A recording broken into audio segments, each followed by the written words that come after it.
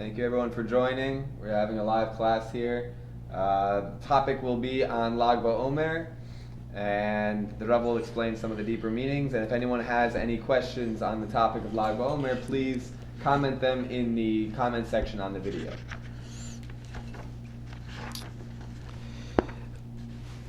Okay. The idea of Lag BaOmer, the entire idea of Lag BaOmer,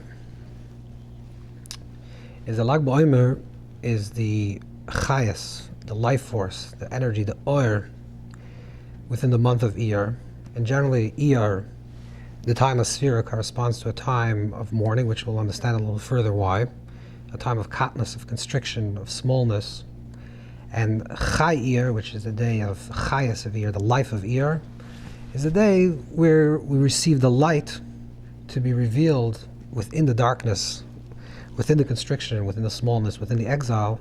We receive the light, and Lag BaOmer represents the time of the Oyer, and particularly the Oyer Aragon is the hidden light that was revealed later through Rabbi Shimon. That's why also Lag BaOmer is the same day that the man started falling in the desert, because it gave nourishment to the people in the desert. That's symbolic of the idea of Lag BaOmer. It's a time when we receive light in the place of the desert, in a place where there's no food, in a place where people are famished and people don't have to eat and don't have nourishment. The idea of the lag, there's the oil to reveal the light within the darkness. This is also connected to Tzama Nafshi Lakim Lekel Choy, that my Tzama Nafshi, my nefesh, my soul yearns Lekel Choy, to the living God. When will I come to see the face of Elokim? Tzama Nafshi Elokim, it's a verse in Psalms, in Samach Gimel 63. Tzama Nafshi Elokim, my soul yearns for Elokim, Lekel Choy, for the living God. Kel Choy, in numeric value, is 49. So the whole idea of the sphere is the longing to have an experience of Kel Choy. A Kel Choy is a living God, something that's alive, that has life force, that has animation, has vitality, has freshness. And Masay Yavira, Pnei Elokim, the Pnei Elokim, when will I come to see the face of Elokim? Elokim represents the idea of judgment and constriction and limitation, concealment. Elokim is the Kli Hashem. Elokim is numeric value is 86, which is the same numeric value as the word Kli, the vessel of Hashem's light, of Yud Kei Vav Kei. So that Pnei Elokim is the inner essence of Elokim, the inner essence of Elokim, which is the middle letters. Elokim is spelled with 5 letters, Aleph, Lamed, Hey, Yud, Mem. And the middle letters, which is Lamed, Hey, Yud, has, if you do the Pnei Elokim, which is the letter before that, which is instead of a Lamed, you have a Chaf, instead of a Yud, you have a Tes, instead of a Hey, you have a Daled. So you have the numeric value of the word 33, which we'll understand a little bit more. But the basic understanding of Lag BaOmer is that Lag BaOmer is a time when it's revealed in the world a new light, which is a light that allows us to exist in exile, to be in the place of exile and still be connected to the light. This is the Lekel Choy, the living God, which is also connected. We're just throwing up a lot of ideas, now we'll understand them a little bit more. This is also connected that we say that Lo Nogu Kavod Zeh B'Zeh, that the students of Rabbi Akiva did not have respect for each other. What does it mean they didn't have respect for each other? It doesn't mean they didn't love each other, because Rabbi Akiva is the famous person that said the statement of that love your fellow neighbor is the great principle of the Torah. So of course the students of Rabbi Akiva, they're called the students of Rabbi Akiva, of course they loved each other, they didn't have respect. What does it mean to have respect? Respect means to respect a person for who they are right now. A parent can love a child, and sometimes a parent loves a child, you love the child the same way you love the child when the child is a 2-year-old, is the same way you love the child when the child is 20 years old. But that's not respecting the child. Respecting the child is recognizing that your child is actually not 20. That's the idea of kavod. Kavod comes from the kvedus, the idea of to recognize that the person that you're having a relationship with is a living being and is constantly changing. And it's a lekel choy, just like with Hashem, you have a living relationship with God of life. Same thing also a relationship with people, you recognize the awareness that the person is constantly changing. When you relate to somebody from a perspective of, I know this person already. Some people, you meet someone after 20 years and you say, oh, I remember this person the way they were when they were 20 years old, so it's probably the same type of person. When you relate to people from a perspective of kvar, which is when it's old, then it's not a living relationship. The relationship is without covenant, without honor. This is why we say that exile, galus, starts on nar kvar. What does galus start on nar kvar? That when Yecheskel says that he was across the river of kvar, what does kvar mean? Kvar means that it was already. That's exile. Exile means to be in a condition that you say it's old, it's already, I know this already, I know who you are already, there's nothing new, there's no ischach, there's no renewal. And this is the idea of Lag BaOmer, which is to bring chayas, life, vitality, freshness, newness into our experiences of life, and to bring life and order into every single aspect of our life, even into the place of a choshech, even the place of the darkness. This is Bekitzer, this is in general what the idea of Lag BaOmer is, and now we'll try to understand a little bit the details. What is Lag BaOmer historically, and how it developed into a minor form of Yom Tov, and how we celebrate it today. So let's start off what is Lag BaOmer, simply how we understand it. So there's a famous Gemara, the Gemara in Yevamos. It says like this: that there was Talmidei Rabbi Akiva, there was 24,000 students of Rabbi Akiva, and these 24,000 students of Rabbi Akiva passed away from Pesach to Atzeres, from Pesach until Shavuos. And this is what the Gemara says. The Gemara just says, our sages just tell us that they passed away. Why did they pass away? Because they didn't have respect for each other. It just says that they passed away. It doesn't say in the Gemara that we mourn their passing or that we commemorate their passing. It just tells us the fact that this is 24,000 students of Rabbi Akiva passed away. Later, it says in the Rishonim, it says already in the Goynim, through Goyin and others, that because of that, the time period of Sfira between Pesach and Shavuos is a time of mourning. We're mourning for the death of the students of Rabbi Akiva. So why do we celebrate Lag BaOmer? What's Lag BaOmer? So this is already also, again, a tradition already that we have in the Zman of Rishonim, from the times of Rishonim, Al Preis HaChag, that the Rishonim write, the Meiri writes this, and the Tashbis writes this, and the Meis Yosef quotes this in Shulchan Aruch, that they only passed away 2/3 of the time, which means that they died from Pesach until Lag BaOmer, till the 33rd day of Omer, or the 34th day of Omer, and on Lag BaOmer, Paschal Amos, they stopped dying. So why do we celebrate Lag BaOmer? Because Lag BaOmer was a time that all the students of Reb Akiva ceased to die. The only problem is, they ceased to die because there was no one left to live. They all passed away, but they stopped dying. Paschal Amos. So that's why it says in Shulchan Aruch that we do a little bit joy, miksa simcha on this day, because it commemorates the day that they stopped dying. This is the opinion of the Shulchan Aruch, and this is the opinion of the Beis Yosef. The idea of avelus, the word avel, which means to mourn, Ramesh David Valid writes, has an numeric value of 33, and kavod has the Maral writes has 32, which means that they all passed away in those 33 days, and that's when Paschal Amos. That's the first opinion, that the reason why we celebrate Lag BaOmer is because they stopped dying. So we have to understand this a little bit more ba'omek, a little bit more in depth. Okay, so they stopped dying. And the real reason they stopped dying because there was no one left. They only had, it says that after they all passed away, Rabbi Akiva went and he gathered another 5 students. One of them is Rabbi Shimon, Rabbi Meir, Rabbi Yehuda, Rabbi Yossi, Rabbi Shamua. He gathered these 5 students and he started a new yeshiva. He started a new gathering of students. But the rest of the students passed away. So Paschal Amos, this is the first opinion. And this is the first time we find in Shulchan Aruch, we find the idea of that we commemorate this day of Lag BaOmer in Siman Tzav Tanik Daled. The second opinion is the opinion of the Ramah, the Moshe Yisrael. The Ramah writes, in the Agas, the Ramah writes on the Shulchan Aruch that no, it's not that they died from Pesach until Pesach Chag, until 2/3 of the days of Sfira, which is till the 33rd, 34th day of the Omer, but rather they really passed away from Rosh Chodesh till 3 days before Shavuos. That's the 33 days. So what happened Lag BaOmer? Something miraculous. On Lag BaOmer, the 33rd day of the Omer, they didn't die.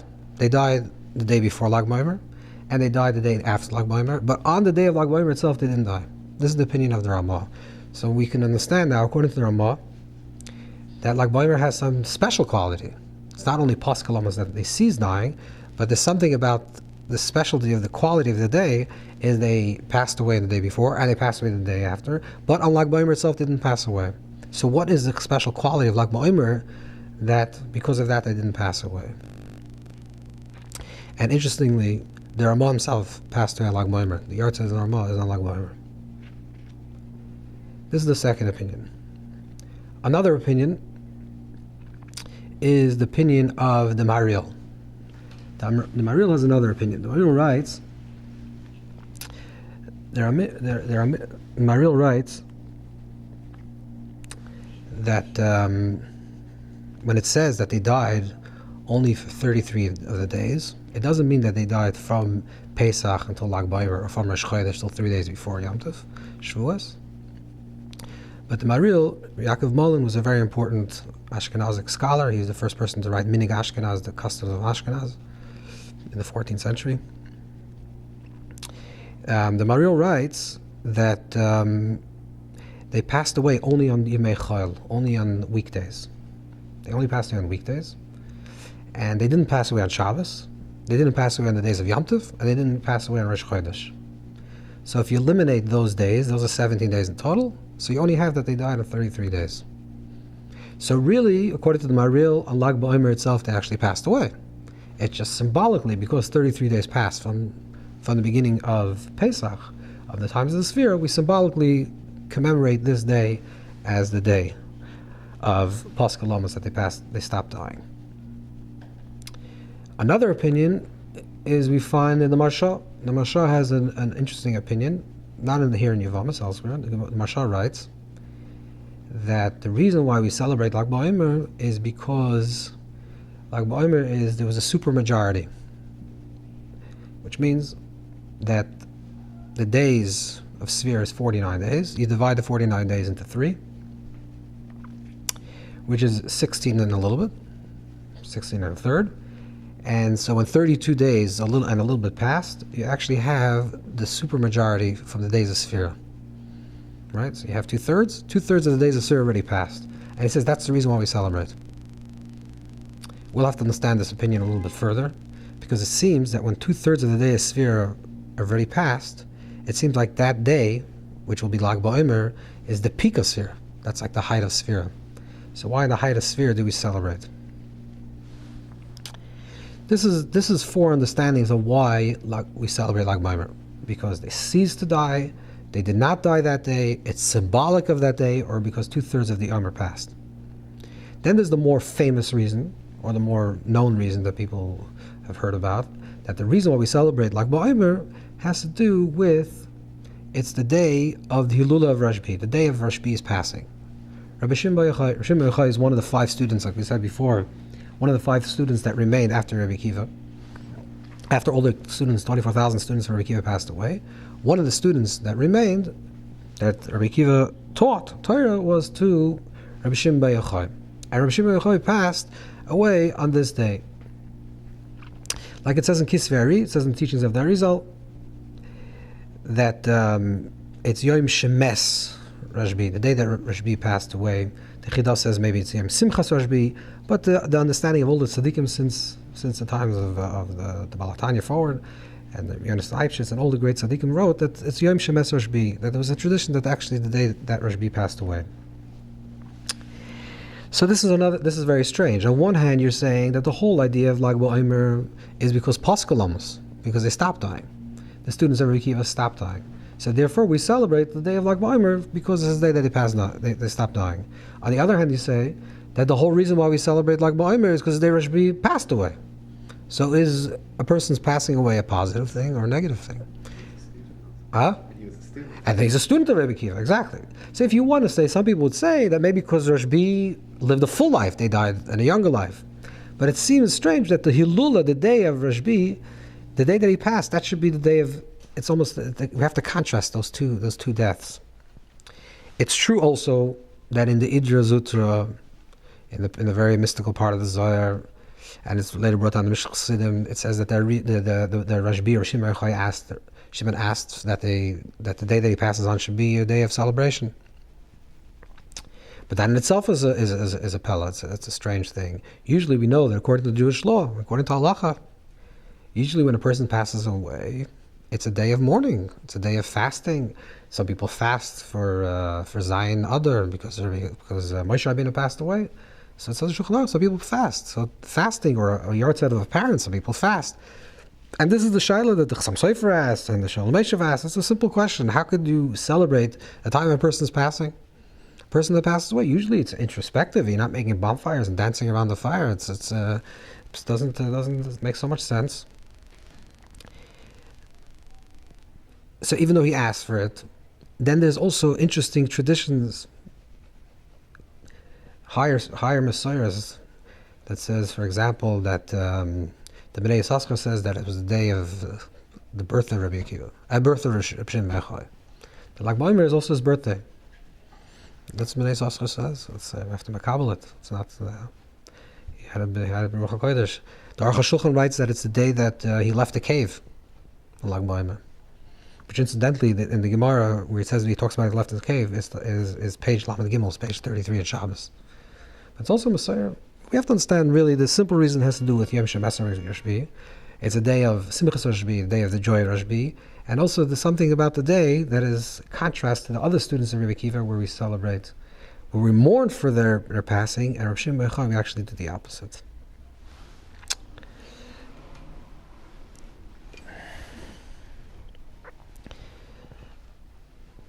So why do we really mourn for the Talmidei Reb Akiva? Chavdal. Talmidei Reb Akiva, they passed away. Why do we mourn? What's the mourning? And it's also interesting because, unfortunately and sadly, it seems it's not the most tragic event in Jewish history. We just lived through Churban, and there's tremendous pogroms and persecutions throughout the years, and we don't find that for 33 or 49 days, or however you practice, people don't get married, they don't play music, and they cut their hair. Why dafka the students of Reb Akiva deserve such a memory and such a national place of mourning? So on one level, and this is what the phrase, the way the sages also phrase it, is that when Rabbi Akiva was Kula Liber Rabbi Akiva, everything followed Rabbi Akiva. Rabbi Akiva was the person of Torah Sheba'al Peh. Just like Moshe gave Torah Shebiksav, Rabbi Akiva was the nitzvahs of Moshe, was the embodiment of the whole oral tradition of Torah Sheba'al Peh. So we have to understand that the death of the students of Rabbi Akiva was not just a death of another teacher that had other students. The death was, in the language of the Gemara, the world was shimum, the world was empty, which means there was chas v'shalom, a fear that the Messiah of Torah Sheba'al Peh will be lost, or a lot of it's forgotten. So there was not just that Talmidei Reb Akiva passed away. Talmidei Reb Akiva, it represents a certain Messiah of the receiving of the Torah that was lost, that was potentially lost. So that's why Lag BaOmer, which Pascal Lamus, the Chidar writes, that's the day that Rabbi Akiva opened up his new yeshiva. That's the day that he gathered the 5 students. The Kaf HaChaim says that's the day he gave them smicha, which means the day where we celebrate Lag BaOmer, in contrast, is we're saying like this: there was a time that Torah Shabbat Peh, the oral tradition, the living oral tradition that was the embodiment of Rabbi Akiva, was in peril. There's chas v'shalom a possibility of a lot of Torah Shabbat Peh to be lost. And what did Rabbi Akiva do? What did Rabbi Akiva do is something unique and amazing. We cannot understand what that means to have 24,000 students, and God forbid they all should pass away in a very short period of time. But let me give you an example. I don't know if it's such a good example, but let's say, imagine, I don't know where you're living, but let's say you're living in a place that for a down payment of a house, you have to pay $24,000. Halavai. You have to pay $24,000, and you collected it over years of time. Rabbi Akiva collected students over years of time. It didn't happen one day. And he collected and collected and collected, and he had 24,000. This is the Rabbi Akiva, this is the tradition of the living embodiment of Torah. And then in a very short period of time, you have $24,000, and you invest it, and shamem, everything is lost. For 20 years you're waiting to have the money to be put away to buy your house. And then in a very short period of time, in 33 days, in 1 month, everything disappears. What would you do? What would be the natural reaction of a person? Probably depression, sadness, mourning. You'd be like in a really bad state, especially, let's say you prepared $24,000 for 20 years, you were getting the money. And then a friend of yours comes and sees that you're in a bad place and says, I see that you lost $24,000. It's terrible. Your whole dream is shattered. Here's $5. Here, I want to be very nice to you. I want to be kind to you. Take $5. What are you going to do with $5? You need $24,000. You don't need $5. If someone will give you $5, you would feel like it's almost a slap in the face. Now let's try to think about Rabbi Akiva. Rabbi Akiva loses 24,000 students, and the day after he loses, the day when they finally die, what does he do? He goes and he finds another 5 students. So we have to imagine the godless, the greatness of Reb Akiva is that he looked at the possibility and said, there's always possibility for a new tomorrow. He was able to say that it's not end. Taka, I really lost 24,000 students. And Reb Akiva also lived through a very painful time in history, which if you know a little bit the history of the times of Reb Akiva lived through the time of the Bar Kochva revolt, when there's the character of Shimon ben Kaziva that was about 60, 70 years after the destruction of the second base, the second temple, which was a 70 common era, so this is like 130 common era. And there was a character, Shimon ben Kaziva, Bar Kochva, who was later called Bar Kochva, the son of the star, because Rabbi Akiva said, Dar Chechem Yaakov, that he will be Mashiach. And they actually thought at that time period that they will overthrow the Romans and rebuild the Beis Hamikdash. And Rabbi Akiva carried the banner of Bar Kochva and said that he's Melech HaMashiach, he's the King Mashiach. And that dream was shattered because Bar Kochva killed Rabbi Eliezer and Beitar. There's a whole sad story. And Rabbi Akiva reverted his support of Bar Kochva. So Rabbi Akiva lived through a very, very traumatic time, both nationally and spiritually. And yet Rabbi Akiva didn't give up. So this is on one level, Lag BaOmer is a celebration of Rabbi Akiva.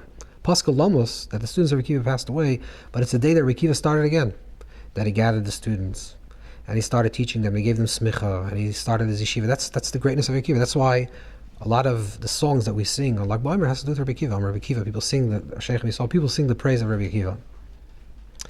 But let's understand this a little bit different. We say, we're going to try to contrast as much as we can between Rabbi Akiva and Rabbi Shimon bar Yochai. So they're the two big tzaddikim. One is the Rebbe, one is the Talmud, but they represent two different types of qualities of the people.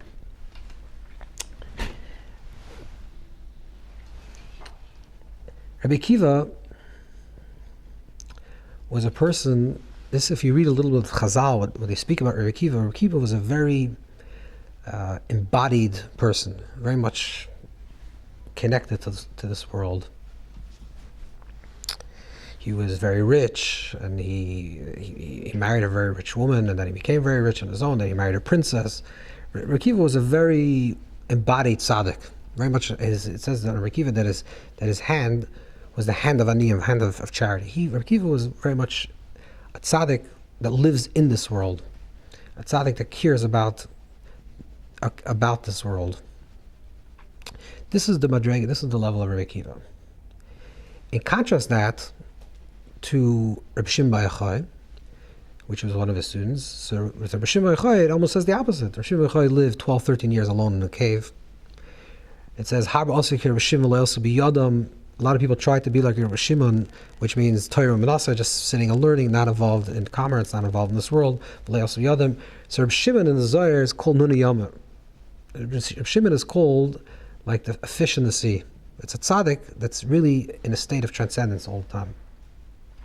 And this is really another dakus, another refined difference between Talmidei Reb Akiva, the students of Reb Akiva, and Reb Shimon bar Yochai, Reb Shimon himself. The students of Reb Akiva,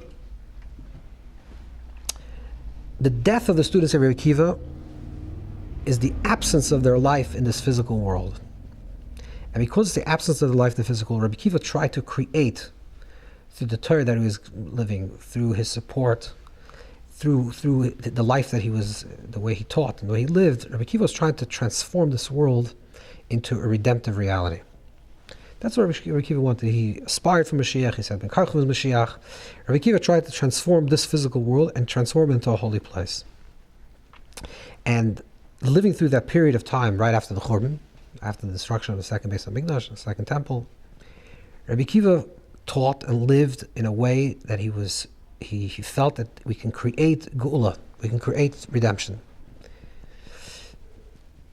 We can create a place where there's no longer going to be the concealments of this world, the constrictions of the world, the choshech of this world, the darkness of this world.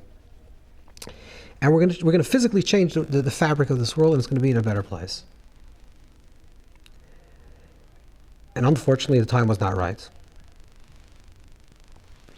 The Kates did not come. It was not the end of time to be.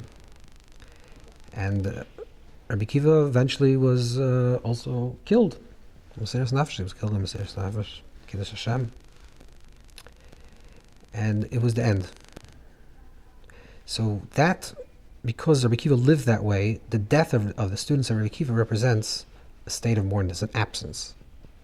What is Reb Shimon bar Yochai? The Oyer of Reb Shimon bar Yochai, the light of Reb Shimon bar Yochai, is a different type of light. The Oyer of Reb Shimon bar Yochai is the light of the geula within the galus. There's two ways how to deal with galus. One way to deal with galus is with exile, constriction, limitations, the state that we're at. One is to say we don't like it, we don't want it, and we're going to create a geula reality. And obviously we can just create the vessels for it, but it has to be a cosmic event, and Hashem has to bring down Mashiach, and the world is changed. What's the oil of Reb Shimon? What's the light of Reb Shimon? The light of Reb Shimon is the light of Pnimiyas HaTorah, the light of the internal Torah. There's the external Torah Kaviyachol, the external aspect of the Torah, which is sort of the body, and then there's the Pnimiyas HaTorah, the internal Torah, which is the soul. When there's a death, when someone, God forbid, passes away, so death, actually two things happen. The body passes away, the physical body dies, and therefore it's painful. But the neshama is actually released to a higher spiritual realm. The neshama doesn't have the confines of the body any longer, and it just reaps the benefit of all the actions that it did in this world. So from the perspective of the chitzonius, from the perspective of the body, the external, death is the end. But from the perspective of the soul, from the spiritual realm, there is no death. So that's why we have two people died in this time period. One is Talmidei Reb Akiva, and we mourn for that because they represent the body. They represent the Torah Sheba'al Peh, the living body of Torah Sheba'al Peh in the physical realm. And Reb Shimon bar Yochai represents the teachings of the Zohar, the Pnimiyas HaTorah, the inner light of the Torah, which never dies. And in fact, that's why the death of Rabbi Shimon in the Zohar is called Hilula. On his own death is called Hilula. Hilula in Talmudic language, in the Gemara language, which is in the Guf language, in the body language, Hilula actually means a wedding. So in the language of Chazal, in the Gemara, Hilula means marriage. In the language of the Zohar, Hilula means death. How could death be marriage? Because it depends from which perspective. If your perspective is from the body, from a body paradigm, then death is the end. But if your perspective is from a spiritual realm, then on the contrary, death is actually a release. Now, not that the tachlis is not to refine the body, but when death actually happens, the soul is released, becomes even larger. So this is the Hilula. This is why Rabbi Shimon, which represents the embodiment of Torah, Pnimius HaTorah, the internal Torah, is connected to a new type of light. It's a new light. What was the light that Rabbi Shimon Bar Yochai brought down to this world? Now, of course, there's a Messiah of the Pnimius HaTorah even before Rashbi, but Rashbi, just like Reb Akiva becomes the embodiment of Kula Libli Reb Akiva, Reb Akiva becomes the embodiment of the Gemara. The same thing with Rashbi becomes the embodiment of Pnimius HaTorah. He's the Nitzis of Moshe that brings down the Pnimius HaTorah, the internal Torah. Because he's the Nitzis of Moshe that brings down the internal Torah, his death is actually celebrated. That's the opposite of what you would think. That what appears to be on a physical level one way, sometimes on a spiritual level is actually the opposite. And this is the depth of what the Marsha said before. We quoted the Marsha that what's Lag BaOmer, that it's the supermajority of the days of the Omer. What's the days of the Omer? The days of the Omer, it's Tzom Nafshel Elikim. Tzom Nafshel Elikim means I desire to be closer to Hashem. Pesach is we receive godless, we receive greatness, leave Yitzias Mitzrayim. And then all of a sudden we experience katnus, constriction, which we spoke about many times, that during this time period, all of a sudden you feel like you're missing something, because Hashem wants you to create the kelim, the vessels. And that is through your own desire, that you want to receive the godless. You yearn for the godless. You count 1, 2, you're counting the Omer, you're counting down to get to the point that you're going to receive the Torah, Matan Torah, which is Shavuos. So in this time period between Pesach and Shavuos is a time where it's the metaphor, the mashal is K'ish Nida, like a woman and a man that separate from each other. And there's an idea of bidikas, of checking themselves, which means that it's a time that they're separate. But the point of the separation, like Rabbi Shimon Bar Yochai, Rabbi Shimon actually teaches in the Gemara Nida, Rabbi Shimon says that's the laws of Nida, the laws of separation of spouses, for this reason, to create stronger desire. That spouses separate for certain periods of time to create stronger desire, that when they finally become unified, they have the correct vessels. So what is the idea of sphere? Sphere on one hand is separation. And Rabbi Shimon says, he's doyer's time in the Torah. He looks deeper into the verse. He looks deeper into the pnimius of things. The Torah, the oil of the Torah, the light of the Torah, Rashbi says, don't take things superficially just on the physical surface of things. Go a little bit deeper. What you see to be separation is actually the greatest time of longing. And if it's the greatest time of longing, in a way, it's actually the deepest level of connection. Let's say two people are connected to each other. Let's say a father and a son, or a mother and a daughter, or spouses, or children. Let's say people are very connected to each other. Where do you see the connection between these two people?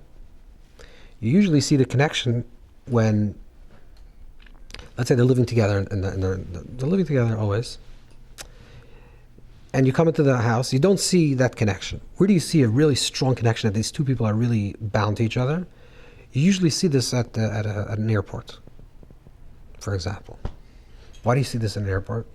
Because either someone just came or someone just came back.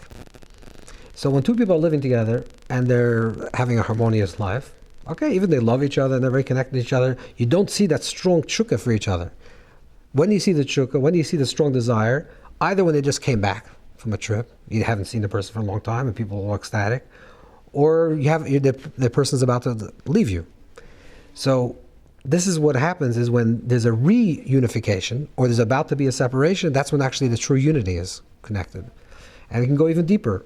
Where is the ultimate point of real unity is the moment when there's the deepest longing.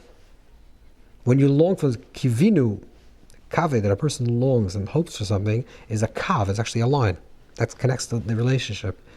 Sometimes the deepest connection is found in the place of the most absence. Because the person is most absent now, The person left and is not coming back for a long time. It's like the peak of the point of time. The person left for a month, and it's the 15th day. They didn't leave just recently. They're not coming back for another while. At that peak moment, that's when the greatest longing for that person is. And because there's a greater longing, it actually reveals a greater connection. And this is the oyer that was revealed by Reb Shimon. Reb Shimon says that sometimes in the Sphira time, precisely in the moment of Sphira, when we reach the peak of Sphira, we reach the majority of time of Sphira. So on one hand, you would say, wait a second, that's the peak of separation that we because now we really long for Hashem. We really long for connection. And Reb Shimon says, no, at that point of the separation, of the deepest separation, is where the greatest longing is. Because that's the greatest longing, that's the greatest place of yichud, the greatest place of unity. So Reb Shimon sees that the oyer that Reb Shimon revealed into this world is this type of light that is able. It's the 33rd word in the Torah is oyer. What's that oyer that we talk about? What's that light that was created on the 33rd word of the Torah? The light that was created on the 33rd day is the oyer ganas, the hidden light. What's that light? There's light that happens on Wednesday, on the 4th day, which is the sun and the moon, which is a type of light that cancels the darkness. What is the light that was revealed on the first day of creation? The oyer, that first light. That's the oyer ganas. What's the oyer ganas? Where do we find that oyer ganas? We find the oyer ganas by the story of Moshe Rabbeinu, with Moshe in the burning bush. It says, Vasnei in ukol. He comes to the tree, and he sees that the tree still exists, and the fire is not consuming the tree. So the Zohar says, because there's two types of fire. There's fire of this world, that in order for it to exist, it has to eliminate something else. And then there's a higher fire that can simultaneously exist and simultaneously burn and simultaneously let the thing exist. It's not a fire that cancels anything out. This is the oyer hagon. This is the hidden light of creation. What's the hidden light of Rabbi Shimon? The hidden light that Rabbi Shimon reveals? It's a light that's connected to a type of oyer that allows us to exist in exile. Means that there was a light that was revealed to the oyer of the Rashbi, which allowed us to be sustained in exile. Because the oyer pnimis HaTorah, the oyer of the inner parts of the Torah, says that even though physically you can't do this mitzvah, you can't do this practice, you can't do this other thing, but on a pnimistic level, an internal level, you can still always do it. That's the oyer that's revealed on the Lag BaOmer. It's the oyer that allows us to exist even in the place where still darkness exists. It doesn't even have to dispel the darkness. It allows you to be connected to the oyer even if there's a place of darkness. That's the mystery of Shimon. The mystery of Shimon, there's an interesting tradition. Chassidish Svarim brings down, the Meir Shloach, Reb Tzadok brings down, that Reb Shimon Yochai was actually from the Shevet Shimon. That his name is Shimon Yochai, and Shimon comes because he was from the Shevet Shimon. What's Shimon? Shimon is B'Soydem Al Tav Nafshi. Shimon has a special secret. Shimon is B'Makom HaSafek. Shimon comes to the word Sham Oven. There's sin. Shimon was able to relate to in the Torah, the person Shimon, one of the sons of Yaakov, was able to relate to situations that seemed a little murky, seems a little dark, with Zimri and with Dinah. There seems harsh stories, and some of the Shvatim would stand back. Some of the tribes, some of the sons of Yaakov would stand back. And Shimon was Dafka, the one that was able to go into those places and to find light and to find redemption and to find hope and possibility, even in a place where it seems like it's all oven, it's all sin, and it's all negative. And this is the oyer of Reb Shimon Bar Yochai, to go into the place where you feel the most absence and the most choshech, and to reveal that you think that the choshech is a choshech. You should know that because of that choshech, you actually have the biggest oyer now. You have the biggest light, because you long for it and you're connected to it. And this is Tzama Nafshel Lekim Lekel Chai, Masa Yavir Apnei Lekim. Tzama Nafshel Lekim Lekel Chai, because Magen does it right. Tzama Nafshel Lekim Lekel Chai, to the living God, my heart yearns for you. Kel Chai refers to the 49 days of the Sphira. It's Kel Chai. My heart yearns, my soul yearns to have a connection with Hashem that's Kel Chai, that's a living God. I don't want it to be old. I don't want it to be stale. I don't want it to be dark. I want it to be alive. I want it to be fresh. I want it to be exciting. I want it to be passionate. I want my relationships with HaKadosh Baruch Hu to be every single day. I should wake up at every single moment. I should feel that it's a fresh relationship, not that it's ever kvar. It was already. It happened already. I've done that. I davened already. I learned already. It already happened. No, every single moment there should be Deis Chashas. That's the Tzom Nafshel Elikim. This is what I want. This is what I long for. This is why I have these kelim, my vessels, what I'm creating through the times of Sphira. I'm counting every day of the Omer. I'm counting and getting closer and closer because I want to have a relationship with Kel Choy. And I ask, Masai Avei Ve'era Pnei Elikim, when am I going to be able to see the inner Pnei, the inner face of Elikim? When you take the letters of Elikim, Aleph, Lam, and Hey, Yud, the total, and you do the Pnei Elikim, which is the letters before them, you have the name, one of the names of Hashem, which is called Achtatam. We shouldn't pronounce it, but this is the way it's pronounced. This name is a name that's connected to bitachon, to trust. It actually has the same numeric value, 74, as the word bitachon. What is bitachon? What is trust? Trust means even though I don't see it, even though it's not clear, even though I can't see the light, even though I don't understand what I'm going through, I know that Hashem, you're here. I know that even though it's a sneh, even though it's a thorn bush, but Hashem's light is resting on the thorn bush. The light doesn't dispel the thorn bush, doesn't eliminate the thorn bush, doesn't say there is no thorn bush, doesn't say that it's not prickly. It is prickly, and yet Hashem's presence is there. That's the Or. This is what the Or that comes to be is being revealed through the Or of the Torah of the Rashbi, of Reb Shimon Bar Yochai. The Or of the Torah of Rashbi is there is a thorn bush, and it is prickly, and it is hard, but Hashem's presence is there. Why? Because I have bitachon, because I have trust. And even bitchu Hashem ad. And even if I don't have trust, bitchu Hashem ad.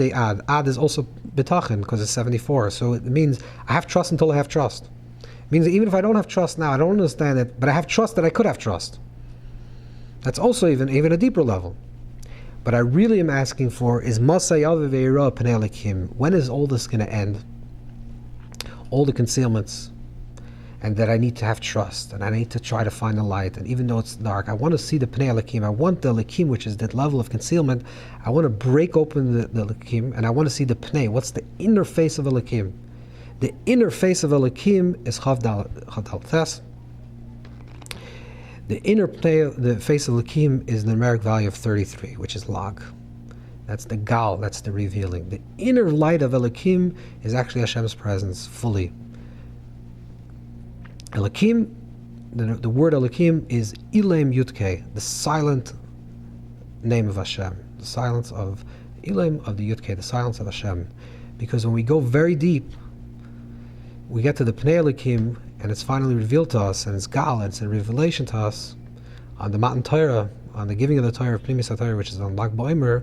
It's revealed to us that we finally, not only do we have to have trust, and not only do we just have trust, and we just hope and we know that the light is there and it's present, but finally the light the light finally reveals itself fully, and the Elikim falls away, and we have the revealing of the name of Hashem.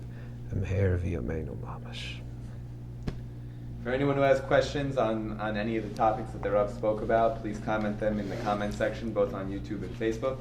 One of the questions we received before the class started was from a person named Justin or Yitzchak, and he asked, on Lag BaOmer, while sitting around a bonfire, what would be the appropriate meditation to bring her to think about? One of the things that we should think about when we sit around a bonfire is exactly what we talked about the fire. That the fire represents the Or, represents the hidden light. It's the same fire that burned by the sneh, by Moshe at the burning bush. And that's the fire that was revealed through Rashbi, through Pnimis HaTorah. And when connected, it's a tangible visual to think about that light, and to think about the light of Hashem's presence that exists with every type of exile that we are having. In any situation that we have in our lives, sometimes it feels like Elikim, sometimes it feels like concealment, and we don't understand why we're going through this. But the recognition that there's always a deeper light that's available in that time. And sometimes the deeper light that's available in that time is precisely in the place of that darkness. There's something in that darkness, in the shum oven, in that place of negativity, that there's some type of lesson, some type of purpose, and some type of connection that we can reveal. And even if the connection could be just to long to be connected, that's also a big thing. Just because if we feel sometimes concealment in our life, and because of that we reach out to Hashem, and we say, I want to be connected to you, I don't feel your presence, that in itself is presence. That allows you to be connected. So to understand that we, in every situation that we have, to try to find that light, try to find that connection.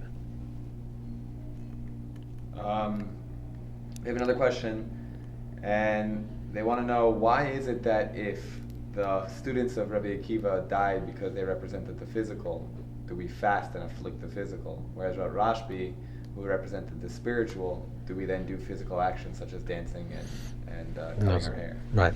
So, you since Rabbi Akiva represented the physical, the Talmidei Rabbi Akiva represented the physical, so their absence created a void. On a physical level, we feel pain. So the way we show our physical pain, that we're in Avelos, is some type of form of mourning, is that we also physically stop doing things that bring us joy. Because there was a physical absence in this world. It's like it's a correlation to that type of quality that left. Rashbi passing away was actually a release of huge spiritual energy in this world. Because, like it says, it's that a tzaddik that passes away, a tzaddik that passes away is found more present in this world, even more present than he was during his lifetime or her lifetime. Which means because once the tzaddik leaves this world, the fullness of the tzaddik's life beyond their body is fully present. So there's actually a time to celebrate and to feast. And to do things that also symbolically connect it to the Oyer of Rabbi Shimon. If it's to learn the Zohar or to even bonfires and things like that, these are all things that are connected to Rabbi Shimon. Is there any other thing that we're supposed to do? We have a question. Is there any other thing that we're supposed to do besides for, obviously, light a fire? Some people also, there's a custom to play with bow and arrows. There's an Indian to play with bow and arrows, and many tzaddikim actually try to shoot a bow and arrow on a lot of kids do this. But it has to do with the bow and arrow, besides the fact that a keshes, the bow and arrow, a bow represents also a rainbow, which says about in times of Rashbi, times of Reb Shimon, there was no rainbow in that generation because Reb Shimon was so righteous that he protected the generation from the possibility of even being a flood, which the rainbow is symbolic of. Hashem says, I won't create the flood no longer. But also the idea of the rainbow, the idea of actually a bow and arrow, is that the further you pull back, the higher it flies, which is exactly what we're saying. The depth of something that seems one direction actually reaches the other direction even further. The depths of separation in times of Sphira brings the greatest longing, which brings the greatest connection. So it's connected to that idea. It's time to think about Pneumius, something more internal, something more deeper. We have a question from a very holy Yid named Acher, calls himself Acher, and he says that it seems to have been proven conclusively in certain books that Lag BaOmer is not the yahrzeit of Rashbi. How? No, it's not. No, it's not. It's not. No, that's not. That's an incorrect statement. What it says is that there's the first place that we find that Lag BaOmer is mentioned as a day of Shemes of Reb Shimon, the Rashbi, is in Kisvei Arizal. It's Shar Kavanas. It's mentioned in Kisvei. In Kisvei, the Chidah says that there's another version that they found, that it doesn't say Yom Shemes Rashbi, but Yom Simchas Rashbi. Because that's actually brought down that Arizal said that you're not allowed to say Nachem on the day of Simchas Rashbi. So it's a day of the joy of Rashbi. However, whether it says in Kisvei Arizal, let's try to understand this a little deeper. Just because something says 200 years before something else doesn't make it more real. In other words, the Gemara doesn't say, the Gemara which is recording the events that happened at that time, or the Zohar, does not say that Reb Shimon passed away on that day. If this is the correct version of the Shar Kavanos, if this is the correct version of the teachings of the Arizal, then it does say that Reb Shimon passed away, that he did pass away. If this is a Talas Atvus, if this is a mistake in the print, which is possible according to the Chidah, when it says Yom Simchas Rashbi. However, the Arizal live 500 years ago. But there were great tzaddikim, like I said, like the Baal HaTanya and the Bnei Yissaschar and the Yonis and Eibshitz and etc., etc., etc. All the great tzaddikim in the last few hundred years. That said, just like they said that it's the day that Rabbi Shimon was born, which doesn't say anywhere, and it says the day that he left the cave, which also doesn't say anywhere, which means that there was a spiritual Messiah through Balei Ruach HaKodesh, to people that had the high spiritual sensitivity, that they understood that this is the day that's connected to Rashbi. So if the Arizal said it, or the Baal HaTanya said it, and the Yonis and Eibshitz said it, and the Bnei Yissaschar said it, I don't think it makes such a big difference. One of them said it, for sure. For the last question, our friends want to know if the rabbi can give us a blessing for Lag BaOmer. You should have a huge blessing. Lag BaOmer should be a day that you should talk and be. Lag BaOmer is also a day that says that it's a person that has can receive brachas for children. Has to do with a certain pasuk, but has to do also with gal, that revelation, which means children can mean the physical children. That the people that need to have children in this world, that are trying to have children in this world physically, should, God willing, shall have beautiful children this year. It says that says the Gemara Makkas, it says that people before they had children, they used to pray that they have a child like Reb Shimon. So there's actually in the Indian to daven to have a child like that will light up the world like the Reb Shimon. So everyone that needs a child should be zoicha to have children this year, and everyone that needs some type of birth in their life. There's a lot of types of birth people need. People need to be birthed in a shidduch, and they birthed in parnasa, and all types of revelations of birth. They should all have beautiful and healthy and easy transitions of birth. Thank you very much, everyone, for joining the stream. If anyone did not get a chance to ask their question, you could field your questions.